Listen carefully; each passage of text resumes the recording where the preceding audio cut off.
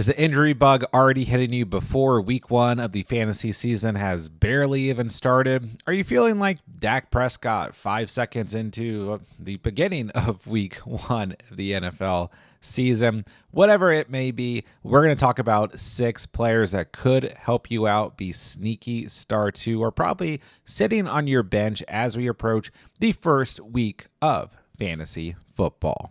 All right, let's kick the video off with Tank Bigsby of the Jacksonville Jaguars. This is a player that does feel like he holds some risk going into this week one matchup against the Panthers. But as you guys can see on the screen, this matchup is absolute gold, as the Panthers allowed the most fantasy points to opposing running backs last year.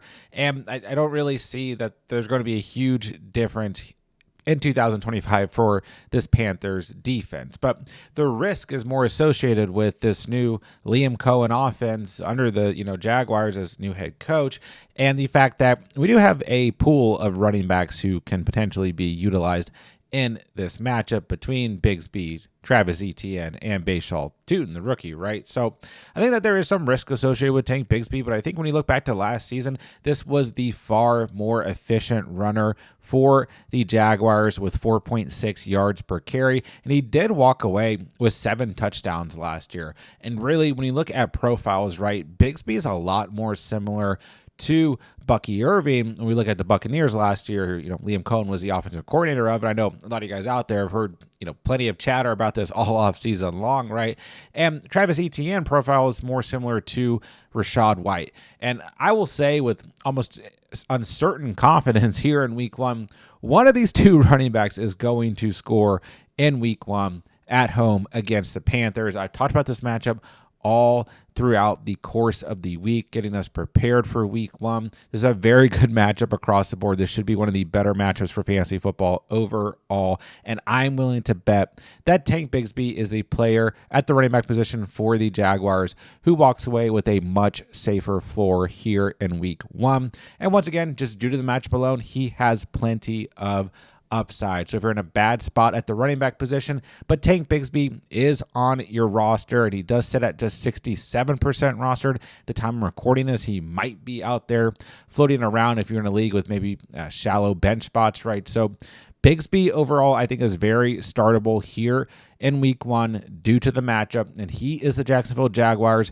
running back that I think is a sneaky start as we approach the weekend. Next up, let's talk about Rashod Bateman of the Baltimore Ravens, a player getting a good enough matchup on Sunday Night Football, one of the biggest games of the entire week, as the Ravens travel to face the Bills. And I think this is going to be a matchup with a lot of points, a lot of fireworks.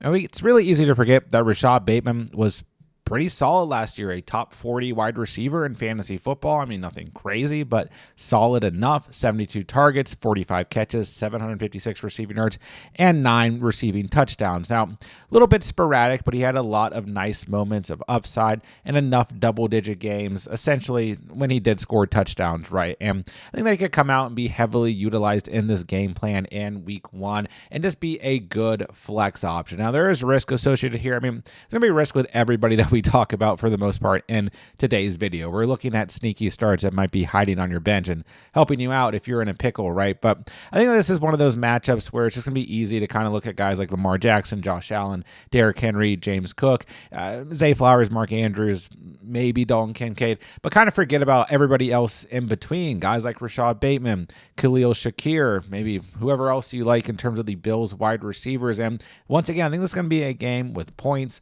with fireworks. Sunday Night Football, first Sunday Night Football game of the year. A big kind of rematch from the playoffs, right, to the best teams in the NFL. We got to expect that both teams are going to be forced to throw the football a bit and open things up. So Bateman, yeah, he's a risky flex option, but I think that he does bring some upside here in week one. Another running back that might be hiding on your bench, just based on ADP overall, is Tyrone Tracy of the New York Giants. This was a player who ended up being a lot of fantasy managers RB3 at best, but for a lot of you guys, RB4, really, when you look at where he went in a lot of drafts. And you could say great matchup in week one against my Washington Commanders. He gave up the 24th most fantasy points to opposing running backs last year. And I know that we got Cam Scatabo in the mix now. And I mean, don't get me wrong, we still have Devin Singletary hanging around as well. But I have said throughout the course of the offseason that I believe that Tyrone Tracy is the true RB1 for the Giants, at least early in the season. Maybe it's his backfield to lose. Maybe we will see some Scatabo, intertwined here as well early. But until then, I think Tracy is the guy. And I think ultimately the Giants are going to come out in week 1 and play a little bit better than I think some people are expecting. I think that they are going to be able to piece together some drives. Russell Wilson's not going to be just absolutely god-awful. I know it's easy to kind of laugh at Russell Wilson, right? But ultimately, we still got Malik Neighbors here. We have decent enough wide receivers behind him, and Wan'Dale Robinson and Darius Slayton. I think that the run game will be good enough here as well. So I don't know if Tracy has a tremendous ceiling necessarily, but the matchup is there. Easily the worst part of this Washington Commanders team, you could argue, is their defensive line, and they were very poor against opposing running backs last year in terms of fantasy points allowed, like I said. So I think Tracy is a solid start. Don't know if he has a ton of upside, but if you're hurting at the running back position going into week 1, I think that he's a player who is a very safe start, and he might be hanging out on your bench. Next up, we have Donta Thornton of the Raiders, and I know this is like the 5th video this week that you guys have seen me mention Donta Thornton, and I'm pretty sure he's going to be in tomorrow's video for the last-minute waiver wire as well. But ultimately, listen, Amari Cooper signed with the Raiders as a free agent and has now been retired. He's gone. He's off the team, right? And it does look like Jacoby Myers is going to be back. He requested the trade. Doesn't look like any of that's going to necessarily happen. He's going to probably play in week 1 for the Raiders. And I still think that's good for Donta Thornton. I think it's best if he has Jacoby Myers out there as a wide receiver 1, Brock Bowers out there at the tight end position. But I've said it all offseason long, Thornton is the player with the most chemistry with Geno Smith, who has the most upside when it comes to the next man up, right? I think that Jacoby Myers is going to be great this year as long as he's with the Raiders. Maybe a change of scenery could be good too, but I still think Myers is going to have a very good season, right? I think Brock Bowers is going to be the next guy. I think that the run game is going to be improved with Genty, but Thornton is the player with upside who Geno Smith praised all throughout the course of the offseason. We saw that chemistry in the preseason. We saw him score touchdowns, and I still think this is a player sitting just 33% rostered. We talked about him in last week's stash video, right? I wasn't telling you guys to go after Amari Cooper. I was telling you keep your eyes on Thornton because he is the player with upside. Don't get me wrong. I'm not going to act like I predicted Amari Cooper's random retirement or anything, but if you have Thornton, you are feeling good. And with Amari Cooper off the roster, I think that this is the player undoubtedly with the most upside at the wide receiver position next to Myers, and of course, in terms of pass catchers, Brock Bowers. Trey Tucker will have some involvement here as well, don't get me wrong, but Thornton still sitting at a very low roster percentage, like I said, at 33%, definitely is worth a shot if you have absolutely nothing better, especially for you guys in deeper formats. Next player I want to talk about is David Njoku of the Cleveland Browns at the tight end position, and I know for a lot of you guys out there who own David Njoku, probably not going to be a sneaky start, right? And probably like, what are we talking about here? And ultimately, I don't think he should necessarily be a sneaky start. And if you own him, you're absolutely starting him.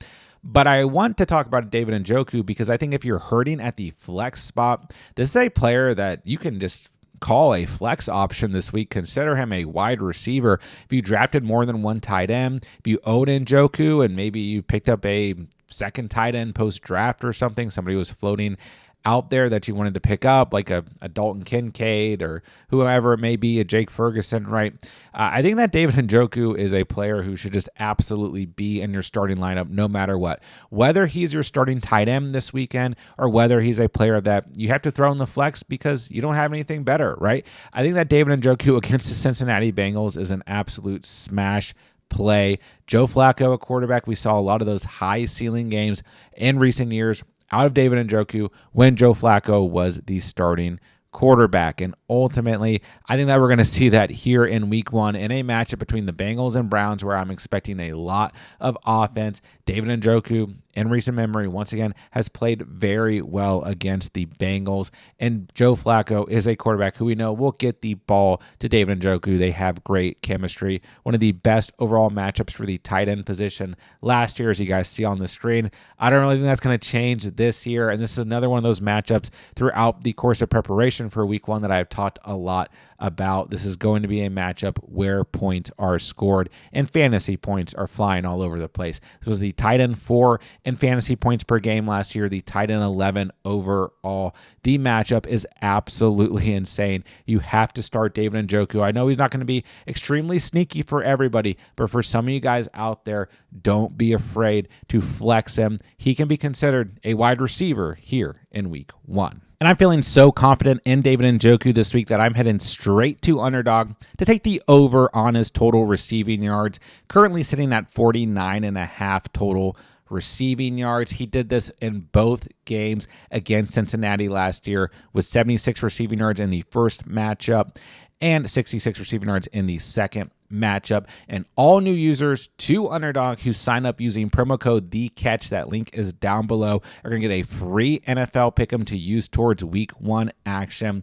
Take that free pick'em, take Njoku's over on receiving yards, and if both of those lines hit, you will automatically double your cash entry. And on top of that, all new users who sign up on Underdog using promo code THECATCH, once you play through $5 on Underdog, you're going to automatically receive $50 to use towards week one's action. So make sure you guys sign up using promo code THECATCH if you want to take advantage of all of Underdog's week one exclusive offers. Last but not least, I want to talk about Xavier Legette of the Carolina Panthers getting a great matchup against the Jacksonville Jaguars, who allowed the 26th most fantasy points to wide receivers last year. And I know we've talked about this matchup, whether it's been at the quarterback, running back, wide receiver, tight end position in like every video this week, but this is seriously just a great matchup for fantasy purposes when we look at the Panthers defense and when we look at the Jaguars defense at the end of the day. Now, the Panthers are on the road here, but I'm expecting good things out of this offense.